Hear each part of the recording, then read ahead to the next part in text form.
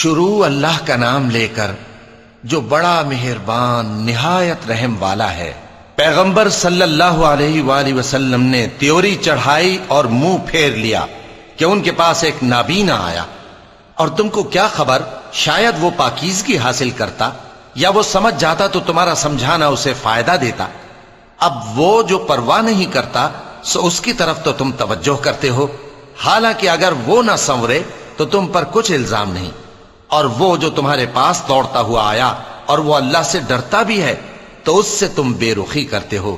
دیکھو یہ قرآن نصیحت ہے، پس جو چاہے اسے یاد رکھے، قابل ادب ورقوں میں لکھا ہوا، جو بلند مقام پر رکھے ہوئے اور پاک ہیں، ایسے لکھنے والوں کے ہاتھوں میں ہیں جو بلند مرتبہ اور نیکوکار ہیں۔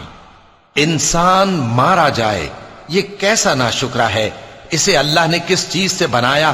نطفے سے بنایا، پھر اس کا اندازہ مقرر کیا، پھر اس کے لیے رستہ آسان کر دیا، پھر اس کو موت دی سو اسے قبر میں پہنچایا، پھر وہ جب چاہے گا اسے اٹھا کھڑا کرے گا۔ کچھ شک نہیں کہ اللہ نے اسے جو حکم دیا اس نے اس پر عمل نہ کیا۔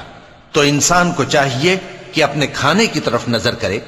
بے شک ہم ہی نے پانی برسایا، پھر ہم ہی نے زمین کو اچھی طرح پھاڑا، پھر ہم ہی نے اس میں اناج اگایا اور انگور اور ترکاری اور زیتون اور کھجوریں اور گھنے گھنے باغ اور میوے اور چارہ، یہ سب کچھ تمہارے اور تمہارے مویشیوں کے لیے بنایا۔